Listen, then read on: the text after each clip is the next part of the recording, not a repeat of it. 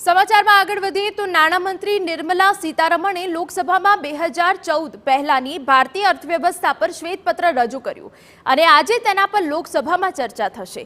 આ શ્વેતપત્રમાં યુપીએ સરકારના આર્થિક ગેરવહીવટને લઈને વાત કરવામાં આવી છે। યુપીએ સરકારના આર્થિક ગેરવહીવટ અંગે વર્તમાન કેન્દ્ર સરકાર દ્વારા બહાર પાડવામાં આવેલા શ્વેતપત્રમાં ઉલ્લેખ છે કે તત્કાલીન સરકાર આર્થિક પ્રવૃત્તિઓને સુચારુ રીતે ચલાવવામાં નિષ્ફળ રહી હતી। તેના બદલે સરકાર દ્વારા લેવામાં આવેલા નિર્ણયો દેશને વધુ પાછળ લઈ ગયા। પ્રથમ ભાગમાં યુપીએ સરકાર દરમિયાન 2004 અને 2014 વચ્ચેની દેશની અર્થવ્યવસ્થાની ચર્ચા કરવામાં આવી છે।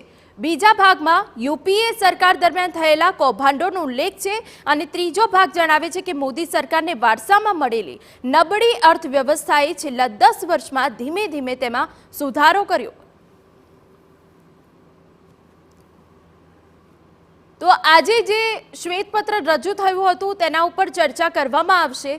યુપીએના ગેરવહીવટ પર લોકસભામાં શ્વેતપત્ર રજૂ થયું છે અને હવે તેના ઉપર ચર્ચા કરવામાં આવશે। નાણામંત્રીએ લોકસભામાં શ્વેતપત્ર રજૂ કર્યું હતું। સરકાર પ્રતિક્રિયા જાણવાનો પણ પ્રયાસ કરી શકે છે।